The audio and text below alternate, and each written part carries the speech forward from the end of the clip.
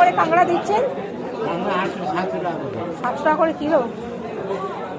আর আজকের পমফ্লেটটা বড় আছে, আর পমফ্লেট কত করে?